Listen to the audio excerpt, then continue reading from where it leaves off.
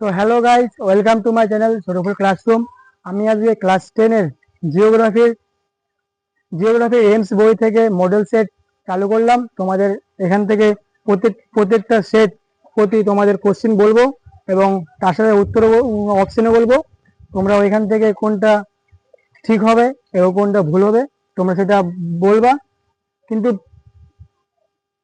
একটু পরে আমি আবার উত্তরটা বলে দেবো, তোমরা সেটা দেখবা। আমরা এখন মডেল সেট থেকে সিরিজ চালু করছি। তোমরা সপ্তাহে 2টা করে ক্লাস পাওয়া। তোমরা আমাদের চ্যানেলে যাবা এবং আমরা এখান থেকে মাঝে মধ্যে আবার লাইভে আসার চেষ্টা করব। তোমরা দেখবে আমাদের লাইভগুলো, আমাদের লাইভে জয়েন হবা, তাহলে আমাদেরকে একটু ভালো লাগবে। এখন আমরা এমস বই থেকে মডেল সেট থেকে কিছু কোশ্চেন বলবো, তার সাথে সাথে অপশনও বলবো। তোমরা কোনটা উত্তর হবে সেটাও বলবো। তাহলে এখন চালু করি মডেল সেট 2।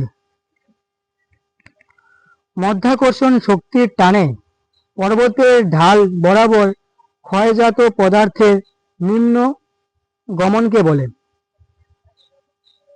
মানে মধ্যাকর্ষণ শক্তির টানে পর্বতের ঢাল বরাবর, মধ্যাকর্ষণ শক্তির টানে যে পর্বতের ঢাল বেয়ে বরাবর ক্ষয়জাত পর্বতের নিম্ন গমনকে, মানে যেগুলো পর্বত থেকে চূর্ণ বিচূর্ণ হয়ে যায় সেখান থেকে যে নিম্ন ক্ষয় মানে গমন করে এখান থেকে অন্য জায়গায় যায় সেটাকে কি বলে? অপশন ক ক্ষয়ীভবন, অপশন খ পুঞ্জিত ক্ষয়, অপশন গ আবহবিকার, অপশন ঘ অপসারণ। বলো তোমরা কোনটা হবে উত্তর?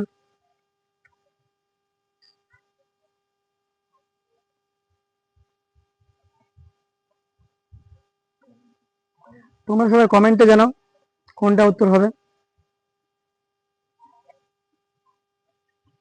এটার উত্তর হবে খ নাম্বার, পুঞ্জিত ক্ষয়। এবার 2 নম্বর কোশ্চেন।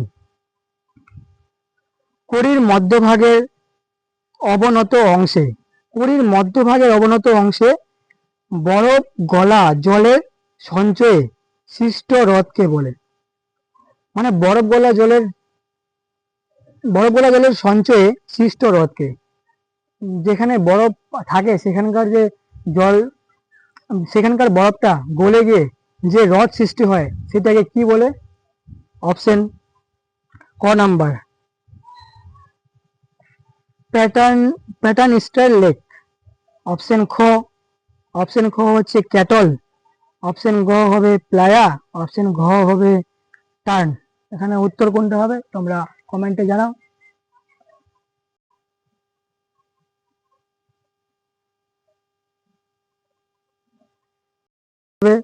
ঘ নাম্বার টার্ন।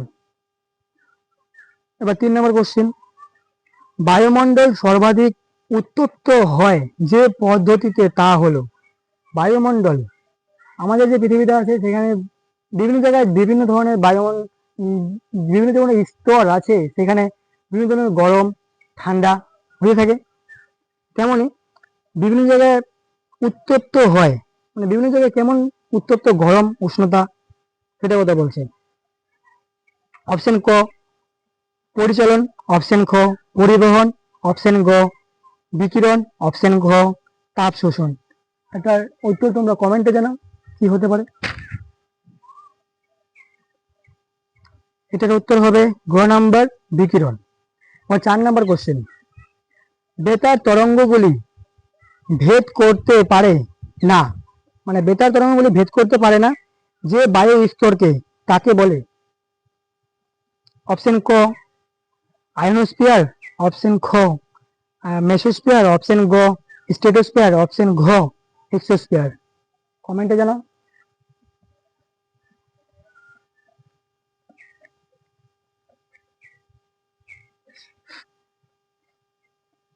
এটার উত্তর হবে ক নাম্বার আয়নোস্ফিয়ার।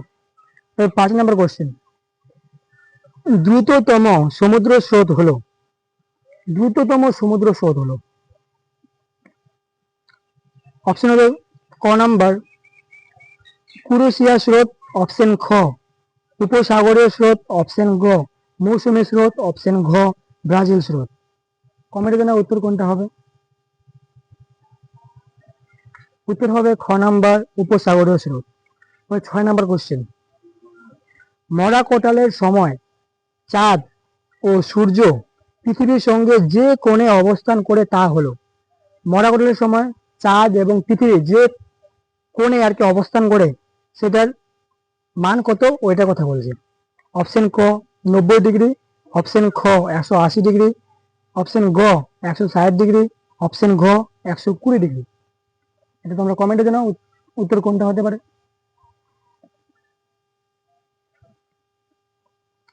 এটা উত্তর হবে অপশন ক 90 ডিগ্রি। 7 নম্বর কোশ্চেন, গ্যাসীয় বর্জ্য ব্যবস্থাপনা পদ্ধতি হলো।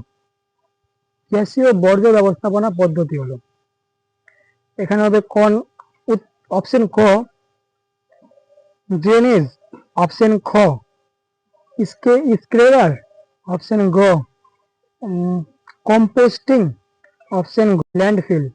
এটা তোমরা কমেন্টে জানাও উত্তর কোনটা হবে।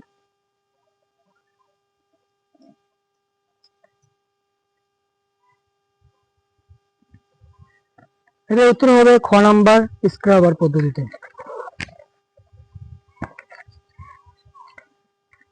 8 নম্বর কোশ্চেন, ভারতের রাজ্য পুনর্গঠনের প্রধান ভিত্তি হলো।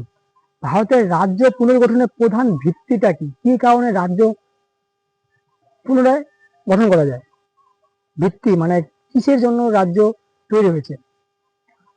অপশন ক হচ্ছে ভাষা, অপশন খ হচ্ছে সংস্কৃতি, অপশন গ ধর্ম, অপশন ঘ প্রাকৃতিক সদৃশ্য।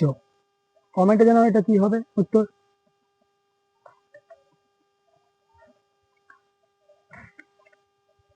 এটার উত্তর হবে ক নাম্বার ভাষা।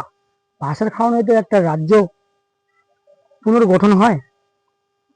9 নম্বর কোশ্চেন, কয়ালের অবস্থান রয়েছে যে উপকূলে তা হলো।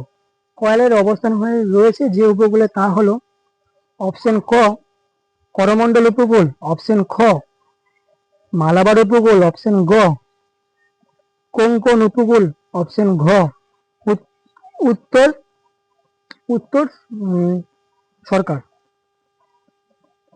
সরকার অপশনটা মানে উল্টাপাল্টা দিছে, উত্তর সরকার বলছি। এটা জানা কোনটা উত্তর হতে পারে, কিন্তু এটা উত্তর হবে খ নাম্বার মালাবার উপকূলে। 10 নম্বর কোশ্চেন, গ্রীষ্মকালে দুপুরে উত্তর ভারতের প্রবাহিত উষ্ণ শুষ্ক বায়ুকে বলে।